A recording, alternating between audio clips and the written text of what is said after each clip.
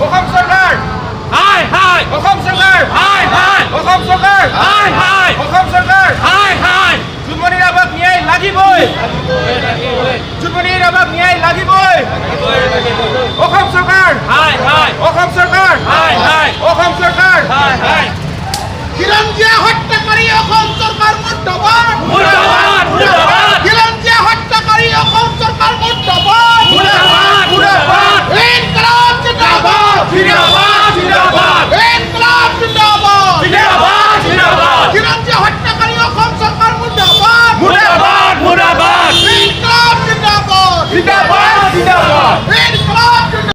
আজি আমি অসমীয়া যুৱ মঞ্চ তথা গুৱাহাটী মহানগৰ সমিতিয়ে আজি আমি গুৱাহাটী মহানগৰত এটা প্ৰতিবাদী কাৰ্যসূচী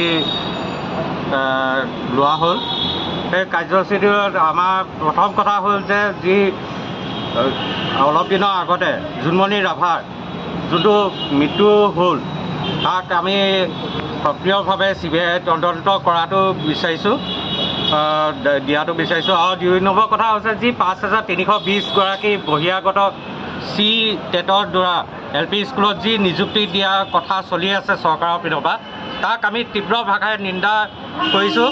যাতে কাৰণ আমাৰ নিবনুৱা অসমীয়া খিলঞ্জীয়াক আমি সেই চাকৰিখিনি 5320গৰাকী আমাৰ নিজৰ ভূমিপুত্ৰ খিলঞ্জীয়া ল'ৰাকেইটাক দিয়াটো আমি বিচাৰিছোঁ। অসমীয়া যুৱ মঞ্চ এয়াই স্পষ্ট কথা। আৰু এই অসম চৰকাৰক আমি কোনো পধ্যে বহিৰাগতৰ হাতত বিকি যোৱাটো নাই বিচৰা আৰু যাবলৈ নিদিওঁ।